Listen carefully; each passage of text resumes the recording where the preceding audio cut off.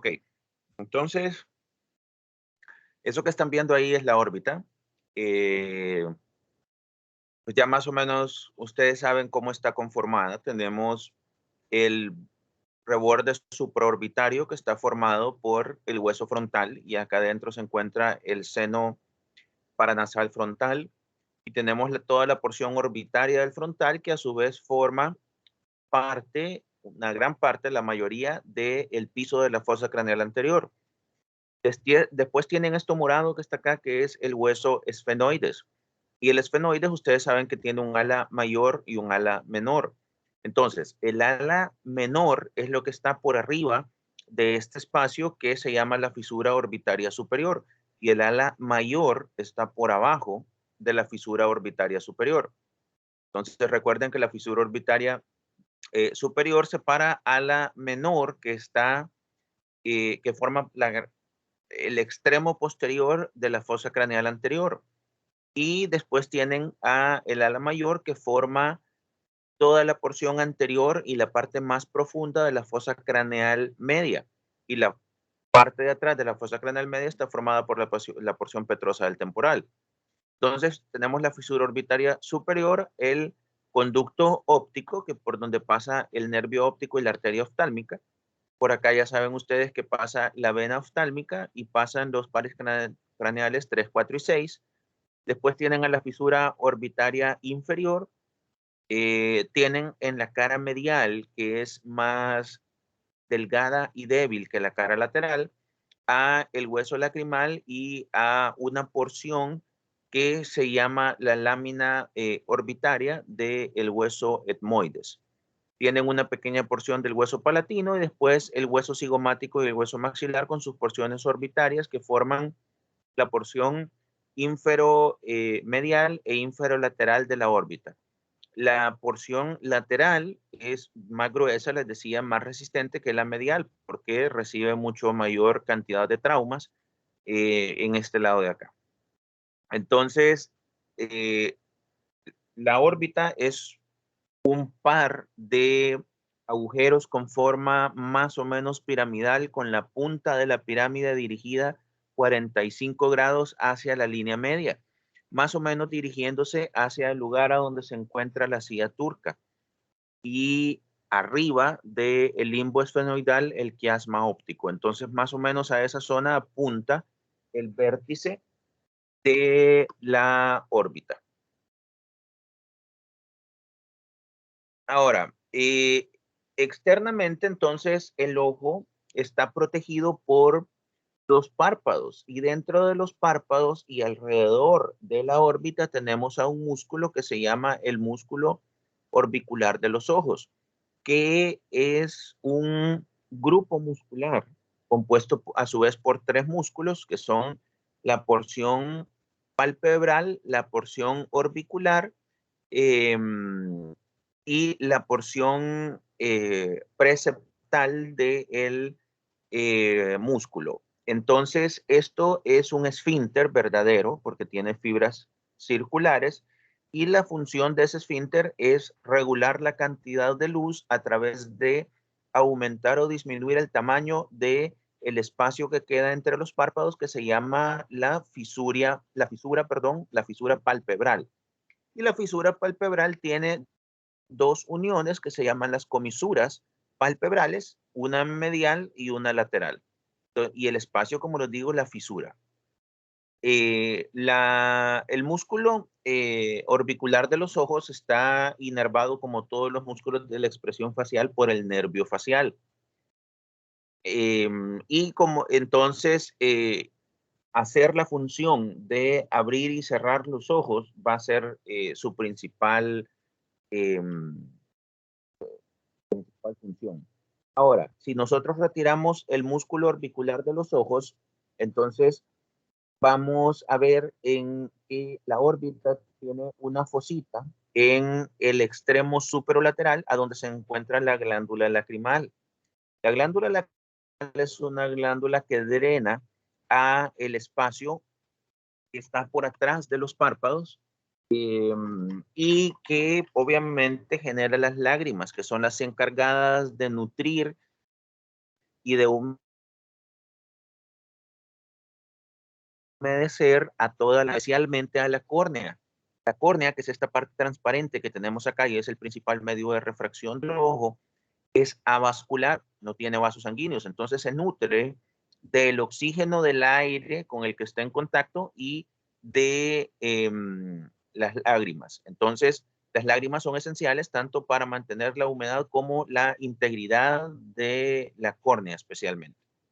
Entonces, drena a través de una serie de conductos a el espacio palpebral y cada vez que ustedes hacen un movimiento de cerrar la hendidura palpebral, o sea, cada vez que parpadean, el, los párpados arrastran las lágrimas desde el borde superolateral, a donde se encuentra la glándula, hasta el inferomedial.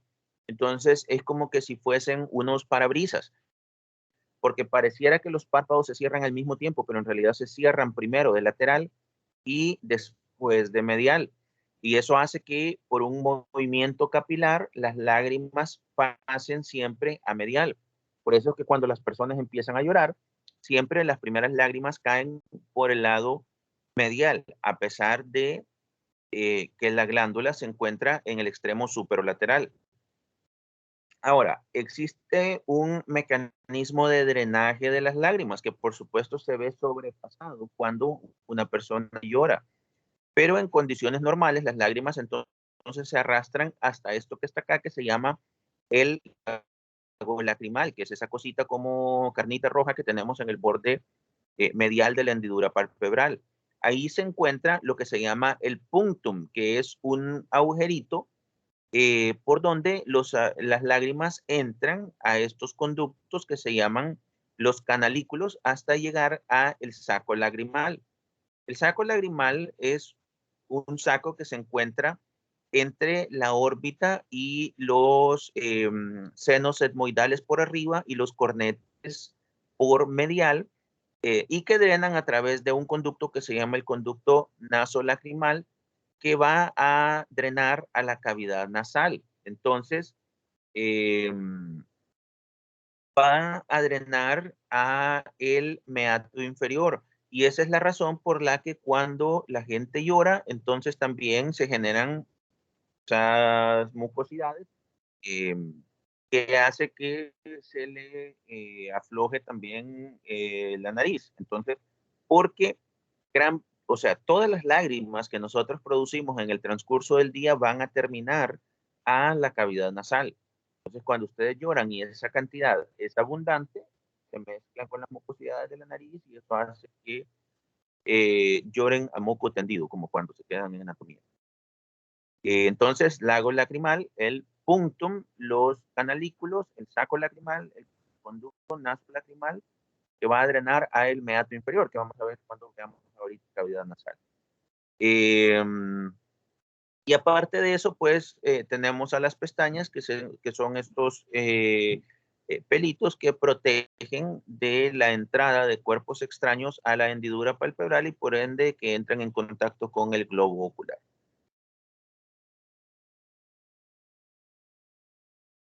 Entonces, si nosotros vemos este corte sagital, vamos a tener acá el hueso frontal, el seno paranasal frontal, tenemos al piso de la fosa craneal anterior, tenemos al músculo, a la porción frontal del músculo occipito frontal, que su tendón intermedio es la aponeurosis epicraniana, parte del cuero cabelludo. Después tienen el músculo orbicular de los ojos. Entonces, el orbicular de los ojos tiene la porción orbitaria que está claramente marcada acá, la porción preceptal y la porción palpebral propiamente dicha que está en el espesor de los párpados. Los párpados a su vez entonces van a tener piel, después van a tener el músculo orbicular de los ojos en su porción palpebral y en la cara interna van a estar revestidos de una membrana que cubre internamente a los párpados y externamente al globo ocular. Entonces, esa membrana va a cambiar su configuración porque en la cara interna de los párpados va a ser vascularizada y va a ser una capa mucosa, y en la capa recubre, que da la vuelta, porque va por toda la cara interna y después da la vuelta y recubre el globo ocular. Entonces, esa membrana se llama la conjuntiva y va a tener entonces la porción palpebral, que es la porción que va en la cara interna de los párpados, y la porción que recubre al globo ocular, que es la porción ocular de la conjuntiva, o también conocido como la conjuntiva vulvar. Y acá dentro de los párpados vamos a tener también esto. Hay unas glándulas que se llaman las glándulas, se llaman así porque están en medio de unas láminas cartilaginosas que le dan ciencia a los pliegues cutáneos, que son los párpados que se llaman. Entonces, entre los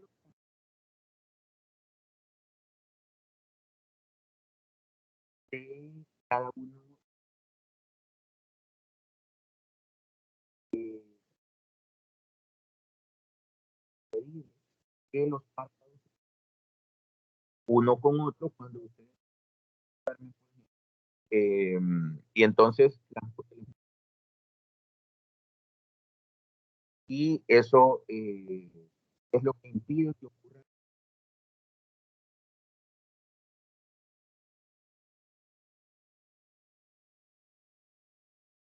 Aparte, eh, Doctor, ¿sí? doctor, permiso. Casi no se le escucha, se le va el audio por ratos.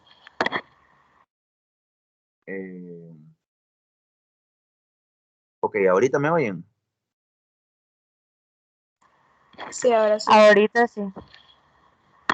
Bueno, ok, entonces, eh, Doctor, se volvió a ir el audio. espérenme.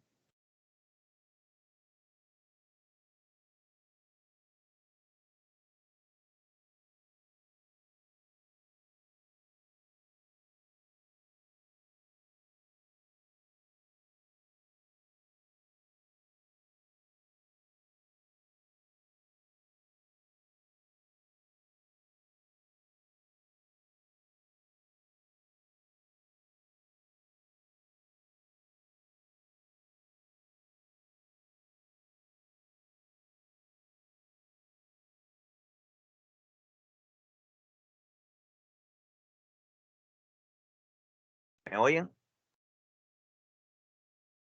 Sí. Ok.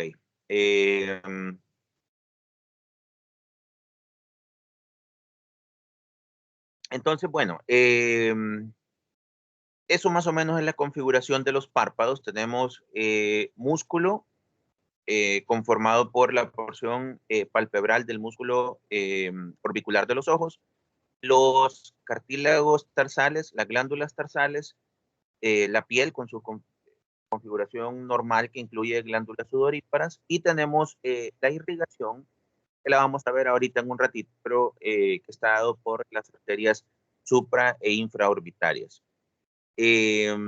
Ok, entonces, si nos vamos para acá, entonces tenemos, dijimos, a la conjuntiva palpebral, después tenemos a estos que se llaman los fornix palpebrales, que son estos fondos de saco que tenemos superior e inferior, a donde la conjuntiva se regresa y va a tapizar entonces la cara anterior del globo ocular. Entonces tenemos a la fisura palpebral, el espacio palpebral y los fondos de saco o fornix palpebrales. Acá tenemos a la córnea.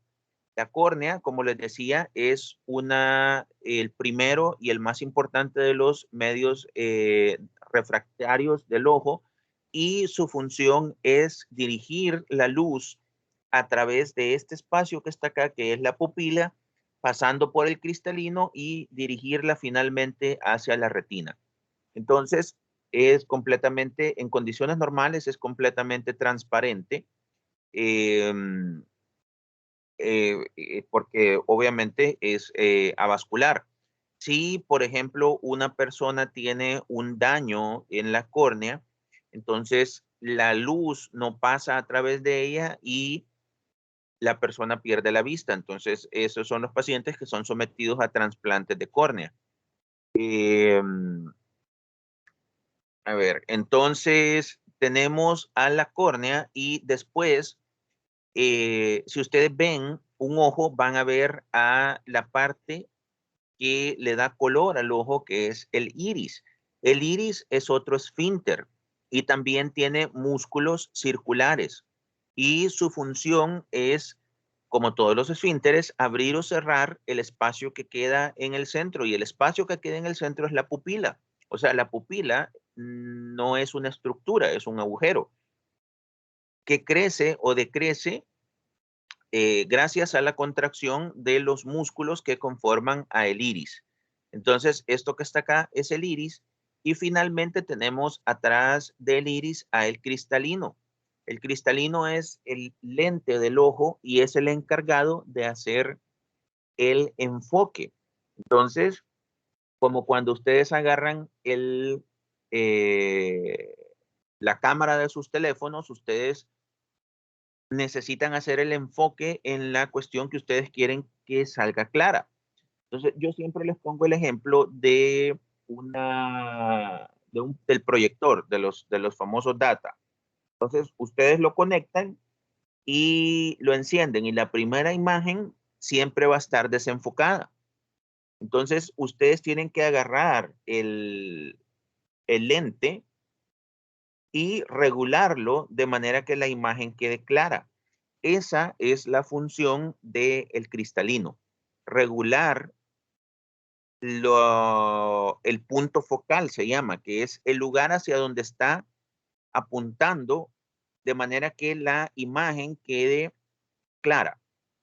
Ahora, si ustedes la dejan nítida, pero acercan el proyector o alejan el proyector de la pantalla a donde la tenían nítida, entonces se va a hacer la imagen progresivamente más borrosa. Y eso es porque el punto focal, o sea, el sitio a donde la imagen es nítida, se está alejando del lugar a donde está la pantalla. Entonces, en este caso, la pantalla es la retina y el proyector es la luz externa y el lente es el cristalino. Entonces, la función del cristalino, como les digo, es proyectar de manera clara las cosas. Entonces, cuando ustedes ven a estos señores que están leyendo el periódico y lo tienen así como bien largo, es porque el cristalino dejó de hacer su función.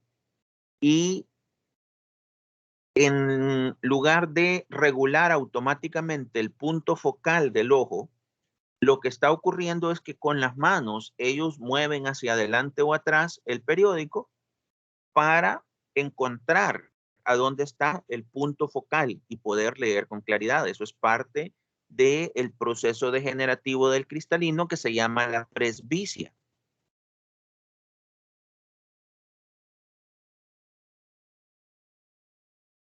Ok. Entonces, el cristalino se mueve gracias a la acción de unos músculos que son parte de el cuerpo ciliar, que vamos a ver ahorita en otro corte en un ratito.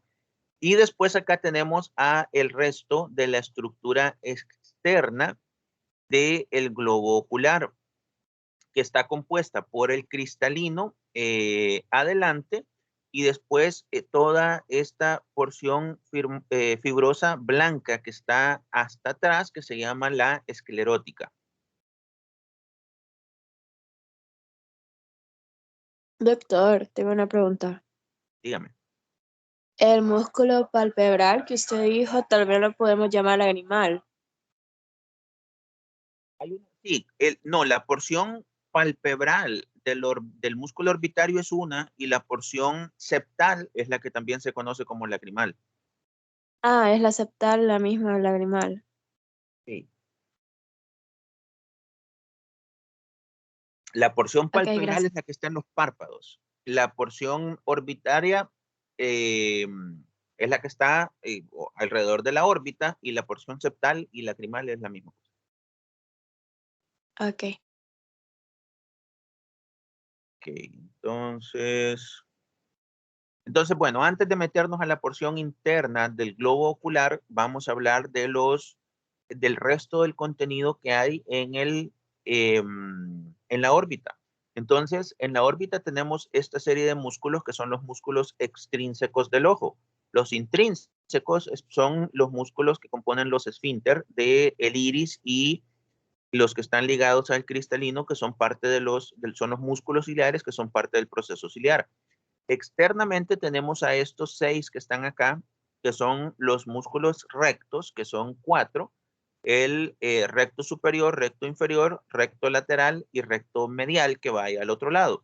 Y tenemos los 2 oblicuos, que son el oblicuo superior, el oblicuo inferior, y tenemos en relación no al globo ocular, sino al párpado, a el elevador del párpado superior. Todos ellos se originan en esto que está acá, que se llama el anillo fibroso, y se van a insertar en la esclerótica. Entonces, actúan en conjunto con los del otro lado para mover a los globos oculares en el sentido que su nombre indica, y son los que están inervados por los nervios, por los pares craneales 3, 4 y 6. Entonces, todos están inervados por el tercer par craneal, excepto el músculo oblicuo superior, que está inervado por el patético troclear, que se llama así el nervio porque este músculo que va a inervar pasa por esta tróclea. Entonces sube hacia el borde superomedial de la órbita, da la vuelta alrededor de esta tróclea y se va a insertar en sentido oblicuo en el borde superior de la esclera, y por eso se llama el oblicuo superior el músculo, y por eso el nervio el patético troclear. Y el otro excepto es el recto lateral, que está inervado por el abducens, porque lo que va a producir al contraerse es una abducción del globo ocular. Entonces lo va a traccionar externamente. Entonces, y después el resto están inervados por el motor ocular común, que se llama así porque inerva obviamente a todos. Entonces, esto que está acá es la región interna del globo ocular. Entonces tenemos la porción externa, que dijimos que está formado por la córnea y la esclera, y después tenemos 2 capas internas. Bueno, una capa intermedia y una interna. La capa intermedia es la capa vascular, conocida también como la úvea, y está formado por el cuerpo ciliar y la coroides. La coroides, que es una membrana de color pardo que envuelve a casi todo el globo ocular, excepto la porción anterior a donde está la córnea, que provee la irrigación de las paredes del globo ocular. Y después internamente tenemos a la retina, y la retina tiene una porción anterior que no tiene capacidad de percepción de luz, y una porción posterior que sí tiene esa capacidad. Entonces tiene una porción sensitiva y una porción no sensitiva. Tenemos en la cara posterior de la retina, tenemos a la fovea, que es una depresión a donde se encuentra la mayor cantidad de conos y bastones, que ustedes saben por histología que son las células receptoras de luz. Y dentro de ella tenemos a la foveola, que es todavía otra depresión a donde se encuentra el punto de mayor nitidez en la percepción de las imágenes. Esta zona solo se puede ver a través de un fondo de ojo con luz roja, que es un examen especial que hacen los oftalmólogos básicamente, porque se ocupa un oftalmoscopio especial. Entonces es esa depresión que se ve en la retina acá. En su conjunto se llama la mácula, y dentro se encuentra la fovea y la foveola. En el fondo van a encontrar esto que es el disco óptico. El disco óptico es el lugar por donde entran el nervio óptico y la arteria oftálmica y por donde sale la vena oftálmica y a donde se forman las arterias retinianas, que son, o los vasos retinianos, que son todos estos vasos que hay acá. Todo eso se ve a través de ese examen, como les digo, que se llama el fondo de ojo. Utilizando un oftalmoscopio, entonces ustedes pueden ver a través de la proyección de luz hacia dentro del ojo. Si ustedes han ido a donde un oftalmólogo, entonces es ese examen a donde les dicen queden viendo a tal lugar y después se les acerca con un aparatito al ojo y es un examen bien interesante porque es el único examen a donde ustedes pueden ver arterias, venas, nervios sin abrir, sin hacer ninguna herida. Entonces, las cosas que ven son las características que tiene el disco óptico y las características que tiene la retina y los vasos retinianos. Entonces, por ejemplo, los diabéticos que ustedes han oído que pueden quedar ciegos si no se controlan los niveles de glicemia es porque las van teniendo sangrados y esos sangrados van quedando, se ven en el fondo de ojo como que si fueran eh, estos algodones de azúcar que venden en las ferias de los pueblos. Entonces, poco a poco se va lleno.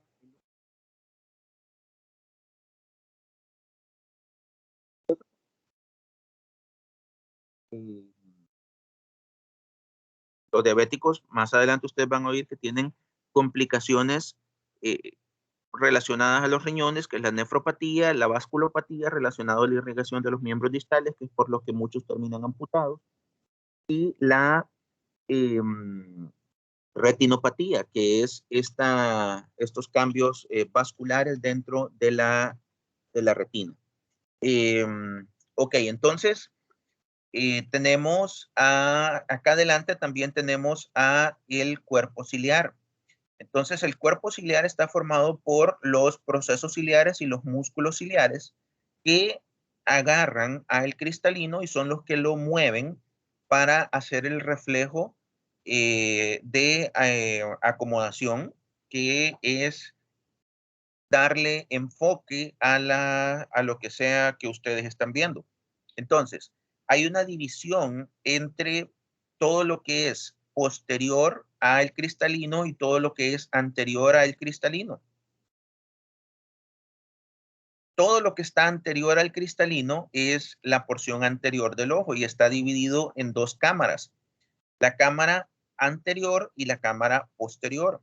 Entonces, lo que está entre la córnea y el iris y la pupila es la cámara anterior y lo que está entre el iris y el cristalino es la cámara posterior.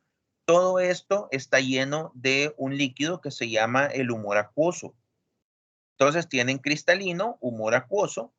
En todo esto, perdón, en la córnea, el humor acuoso, después el cristalino, y en la cara, en toda la porción posterior tenemos a una estructura que se llama el cuerpo vítreo, que está lleno de otro líquido que se llama el humor vítreo. Todos ellos son en condiciones normales transparentes y entonces permiten la transferencia de luz hacia la retina. Cuando hay un aumento de la presión en las cámaras anterior o posterior, eso es lo que se conoce como el glaucoma. Y es una emergencia oftalmológica. Ok. Entonces, bueno, ya mencionamos todo esto. Digamos. Entonces, bueno, acá tenemos otro corte a donde podemos ver las mismas estructuras de las que les estoy hablando, a donde vemos la esclerótica, que toda es la parte blanca, fibrosa, la parte fibrosa del globo ocular, después tenemos a la córnea, que también es parte de la capa fibrosa, después tenemos a la capa vascular, que está compuesto principalmente por la coroides y el cuerpo ciliar y los procesos ciliares. Acá tenemos y finalmente la porción sensitiva, que es la retina, que tiene la porción interna, que es la retina, que tiene una porción sensitiva, que es todo esto que está al fondo, y una porción no sensitiva. Esto que está acá separando a el cuerpo ciliar y la retina se llama la ora serrata, y se llama así por esa forma aserrada que tiene. Acá tenemos entonces a la cámara anterior, tenemos a el iris, la pupila, esto que está en rojo es la cámara posterior, que a pesar de que está en diferente color, en realidad pues es un solo espacio continuo porque la pupila es un hoyo básicamente. Y después tenemos acá a los procesos ciliares y a los músculos ciliares que agarran a el cristalino. El cristalino entonces se mueve gracias a los movimientos generados por los músculos ciliares y los procesos ciliares. Y al fondo el disco óptico. Esto es un fondo de ojo. Entonces, en el fondo de ojo van a ver esto que está acá, que es el disco óptico, a donde está el nervio óptico y la entrada de las arterias y venas oftálmicas. Y todas estas son arterias retinianas. Y acá entonces se ve a la fovea con la foviola en el centro. Entonces, ¿cómo funciona la transmisión de luz? Ustedes tienen luz que es dirigida de todos sentidos por la córnea a través de la pupila.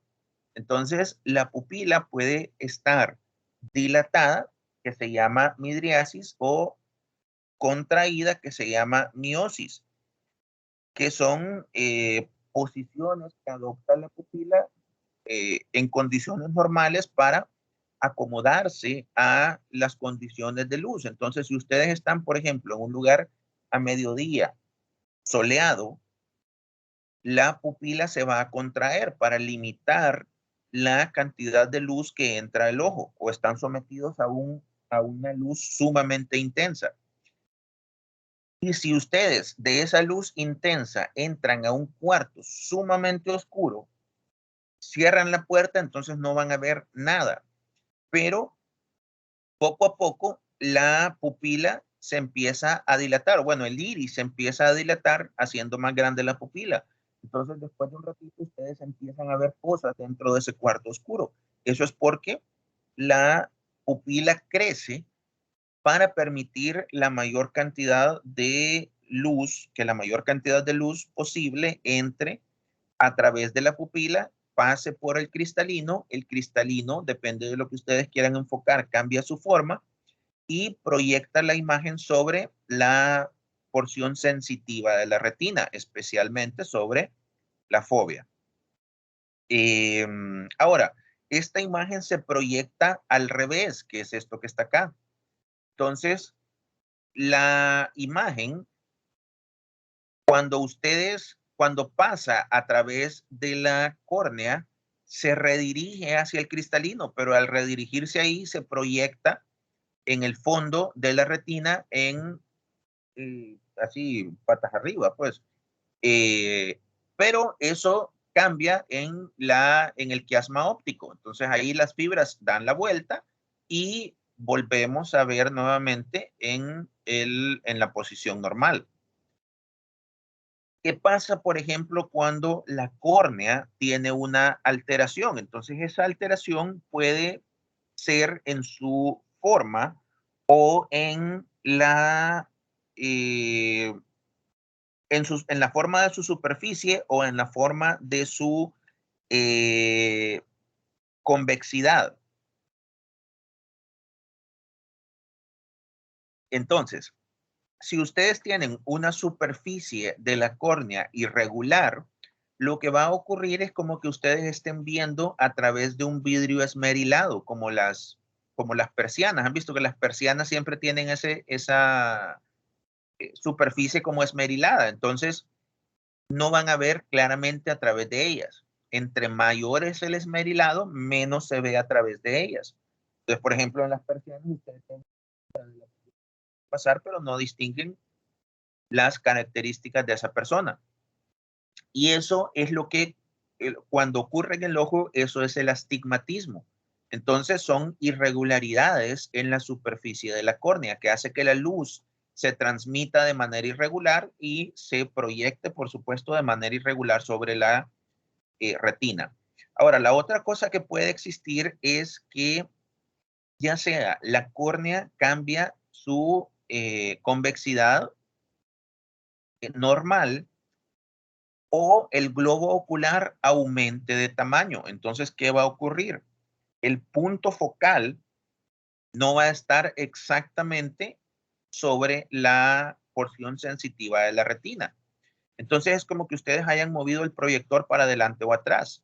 Entre más adelante o atrás muevan el proyector, mayor va a ser la distorsión. Y eso es lo que genera la miopía y la hipermetropía. Entonces, lo que ocurre es que la imagen nítida se proyecta, por ejemplo, en el caso de la miopía, se proyecta un poco más cerca, un poco antes de donde debería. Entre mayor es la distancia, mayor es la graduación que tiene la persona. Y en la hipermetropía se proyecta más atrás de donde debería. Entonces, es como que ustedes hagan hacia atrás o hacia adelante el proyector. Y en el caso del cristalino, por ejemplo, cuando las personas tienen la presbicia que les decía, entonces el reflejo del enfoque se va perdiendo y se puede también ir llenando de unas calcificaciones el cristalino y se va poniendo opaco, y esas son las famosas cataratas, que va haciendo que el paso de luz a través del cristalino se vaya perdiendo, y por eso van viendo progresivamente menos y menos hasta que eventualmente se pueden quedar sin visión. Y eso se resuelve poniendo un lente intraocular dentro del cristalino. Entonces los oftalmólogos lo que hacen es introducir una sonda en el cristalino que rompe todas las calcificaciones que hay adentro y al mismo tiempo succiona todo eso, y después meten un lente dentro de la cápsula del cristalino para sustituir a el núcleo, y eso vuelve a dejar claro el cristalino y genera pues un aumento importante de la capacidad visual de la persona. Esto, como les digo, está relacionado más que todo al proceso del envejecimiento normal del cristalino. Y en el cambio la miopía y la hipermetropía están relacionados a cambios en la forma de la convexidad o en el tamaño del globo ocular. Por ejemplo, yo tengo miopía porque soy ojudo, entonces mi, eh, mi punto visual está antes de la retina. Ok. ¿Preguntas hasta el momento? Ya vamos a terminar este tema. Esto que está acá es la irrigación del globo ocular y de toda esta zona, que está dado principalmente por la arteria oftálmica. Entonces, la arteria oftálmica entra a al globo ocular a través del conducto óptico junto con el nervio óptico. Va a dar a la arteria central de la retina, que entra junto al nervio óptico por el disco óptico hacia el globo ocular, pero va a dar otra serie de ramas que van a distribuirse por el globo ocular. Dentro de esas ramas importantes tenemos a las ramas supraorbitaria y supratroclear, que van a salir por encima de del globo ocular en la órbita a través de los agujeros supratrocleares y supraorbitarios. Van a dar también a las arterias etmoidales anteriores y posteriores, que se van a distribuir por los senos paranasales etmoidales, y van a dar ramas que van a irrigar a la musculatura de los músculos extrínsecos del ojo, y ramas para la glándula lacrimal. Es una rama, por supuesto, de la arteria carótida interna, antes de transformarse en la arteria cerebral media, en la porción cerebral, de hecho. y como pueden ver está muy relacionado al quiasma óptico, que es a donde la arteria carótida interna cambia de dirección, se transforma en la cerebral media y se dirige hacia el cerebro. Y bueno, con eso terminamos el tema de ojo. ¿Preguntas? No, doctor. Ok, entonces,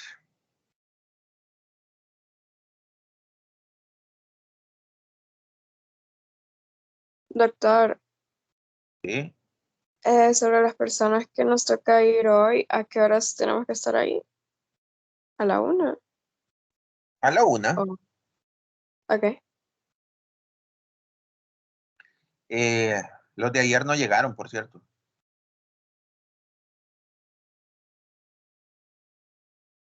Ok, entonces, esto que está acá es lo que ustedes conocen como la nariz, pero en realidad esta solo es la porción externa que está recubriendo al vestíbulo de la nariz. Solo es el orificio de entrada. Entonces acá tenemos a las narinas, que son estos agujeritos que están rodeados por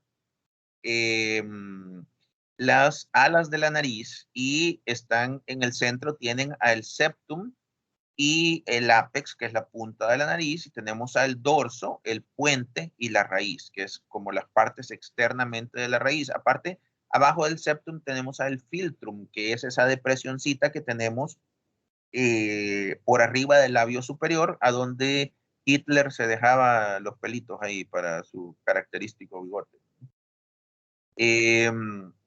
Entonces, la porción externa de la nariz está formado por piel en la cara externa, después internamente y dándole su estructura tenemos a los cartílagos nasales, que son los cartílagos laterales o cartílagos alares, que son estos que están acá, los cartílagos dorsales, que son estos que están acá, y el tabique nasal en su porción cartilaginosa, que es la parte externa, que se continúa con la lámina perpendicular del etmoide, de la cual hemos hablado muchas veces antes. Entonces, después tenemos agujeritos que, como les dije, se llaman las narinas, y adentro podemos ver unos pelitos que se conocen como las vibrisas, y tenemos una zona de transición a donde la piel cambia y se transforma en la mucosa interna de la cavidad nasal, a donde tenemos una serie de glándulas que van a secretar esa característica líquido mucoide que tenemos adentro como un mecanismo de protección para capturar a las partículas que respiramos, o por lo menos una parte de las partículas que respiramos, y se quedan pegadas en esas mucosidades y en las vibrisas. Ahora, internamente, o sea, las narinas están acá externamente, la cavidad nasal propiamente son los agujeros filiformes de los cuales ya habíamos hablado. Entonces, la cavidad nasal está dividida en espacios por el tabique nasal, que está formado por tres partes. La porción cartilaginosa, que es el cartílago del tabique nasal, la lámina perpendicular del etmoides y el vómer. Y en los orificios de salida, que también ya habíamos mencionado, son las coanas y están por abajo del cuerpo del esfenoides. Entonces, la cavidad nasal va a tener un techo que está formado por el hueso nasal, una porción del hueso frontal, después la mayor parte por el hueso etmoides. Acá arriba tendríamos a las láminas cribosas del etmoides, la cresta gali, y en la cara posterior superior tenemos al hueso esfenoides. También tiene un piso que está formado por el paladar duro, y a su vez está formado por la apófisis palatina del hueso maxilar y por la lámina horizontal del hueso palatino. Entonces, eso es piso, techo, el tabique, y a los lados tenemos a los cornetes que vamos a ver acá. Entonces, esto es el tabique nasal cubierto por la mucosa.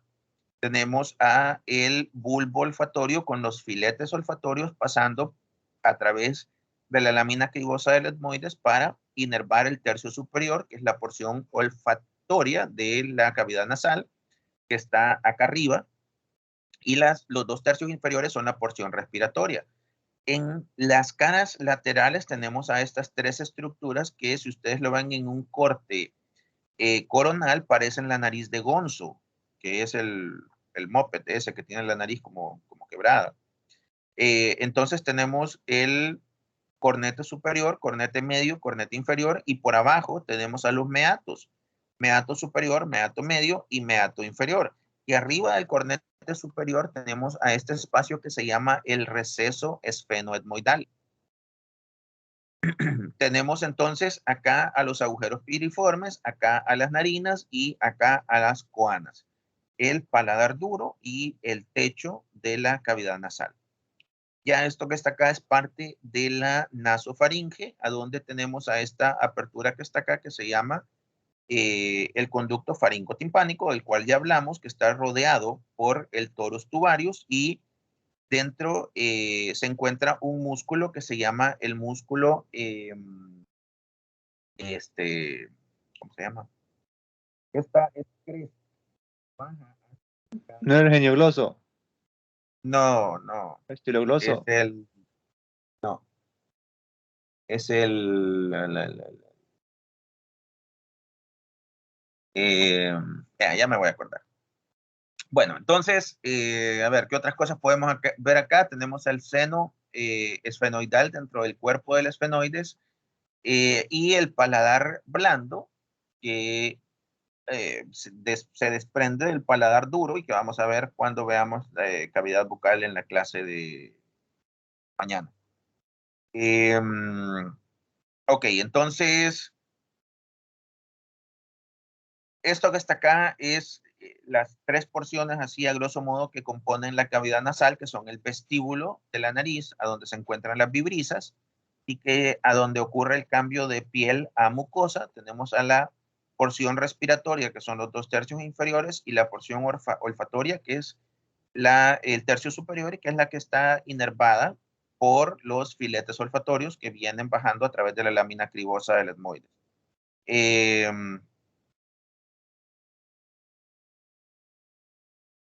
A ver, entonces acá tenemos a los cornetes, bueno, de los cuales ya habíamos hablado, y esta es la configuración en el corte coronal que les había dicho. Entonces tenemos 3 cornetes y 4 espacios. Tenemos el receso esfenoetmoidal, el meato superior, el meato medio y el meato inferior. Entonces, cuando el aire pasa a través de todos estos espacios, la cavidad nasal va a cumplir sus funciones, que son la de calentar, filtrar, humedecer al aire que pasa por ahí y que va en camino hacia el resto del tracto respiratorio.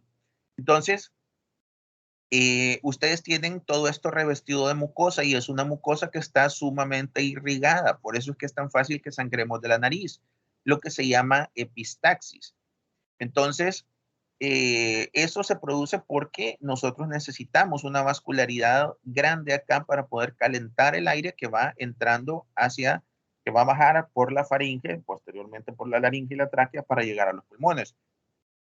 Y aparte todo esto está revestido de la secreción mucoide, de la cual hemos estado hablando, que va a filtrar el aire. Entonces, acá arriba y a los lados tenemos a los senos paranasales, que como habíamos hablado son unos agujeros tapizados de mucosa, neumatizados, o sea, están llenos de aire y están comunicados a través de agujeros con la cavidad nasal propiamente dicha. Entonces, dentro de los maxilares superiores tenemos a estos que están acá, que son los senos maxilares. Tenemos a los senos frontales, el seno esfenoidal y unos que están acá que no se ven, que son los senos etmoidales, que están divididos en celdillas etmoidales anteriores, medias y posteriores. Entonces, estas son las celdillas etmoidales, los senos maxilares y los senos frontales. Y después, entonces, su relación con los meatos. Entonces, cada uno va a terminar en lugares específicos. El seno esfenoidal que está ahí cerquita va a drenar a el receso esfenoetmoidal, que es el más superior de todos. En el meato superior van a drenar las celdillas etmoidales posteriores. En el meato inferior va a drenar, como ya habíamos dicho, el conducto nasolacrimal.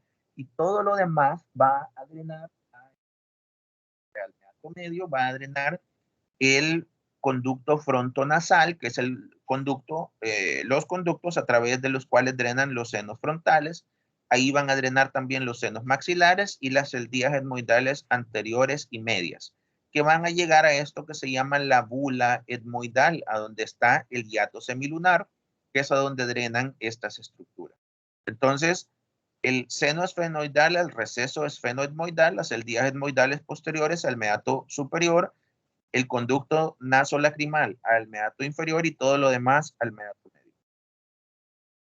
Aquí está más o menos cómo funciona la cosa, que es lo que ya les había explicado. Esto son los conductos frontonasales, esto es los conductos maxilares y, bueno, los meatos. Recuerden que los cornetes superior y medio son parte del hueso etmoidal y los cornetes inferiores son huesos individuales pares. Esto que está acá es el plexo de Kieselbach, que es una serie de anastomosis arteriales que ocurren a nivel de la cavidad nasal, especialmente en el tabique nasal. Y es quien da esa irrigación profusa de la cual les hablaba, que hace que esta zona esté bien calientita para que el aire que pase por acá se caliente antes de llegar a la vía aérea inferior.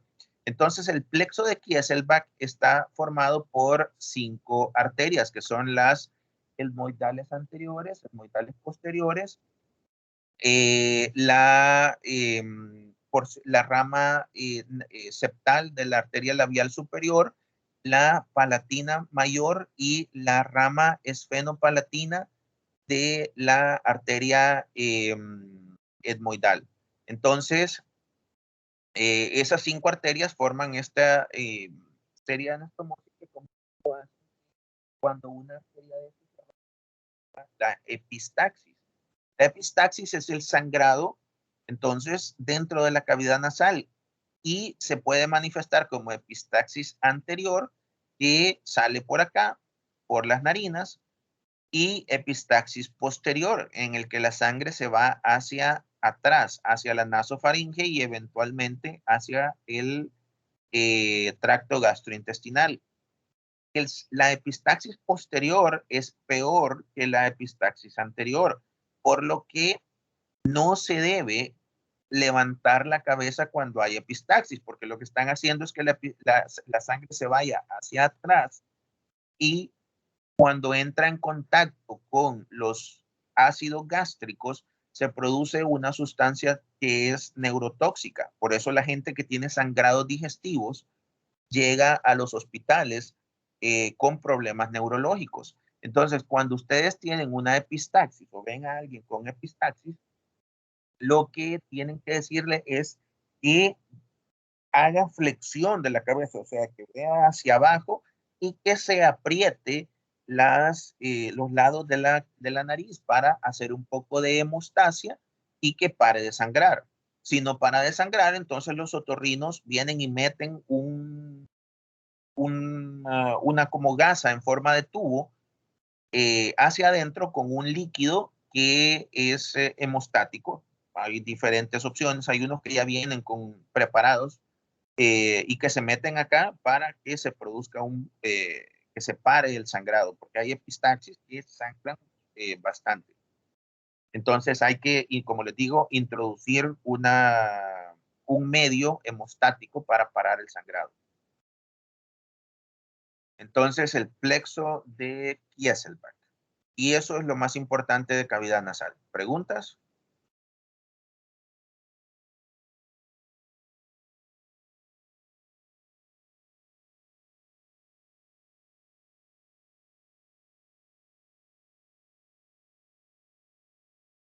¿No hay preguntas?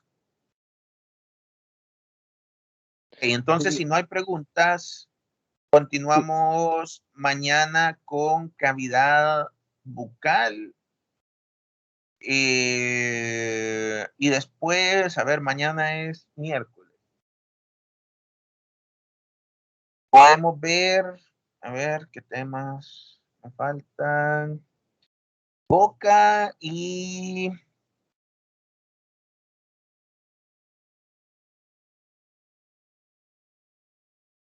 podemos ver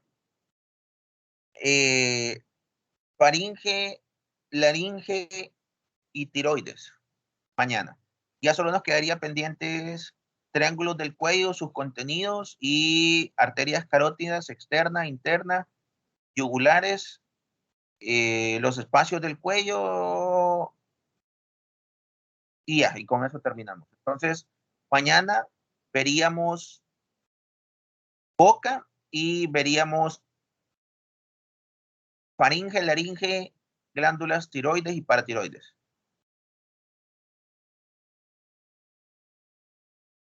¿Estamos? Doctor, el músculo de la trompa de Eustaquio es el tensor nervioso paladar. No, es el... es el salpingofaringio. El músculo salpingofaringio se llama. Ese es el que forma la cresta que baja del torus tubarius. Ok. Entonces, el viernes nos veríamos en la necroteca para la revisión del examen y ver la parte práctica de lo que hemos visto hasta el momento.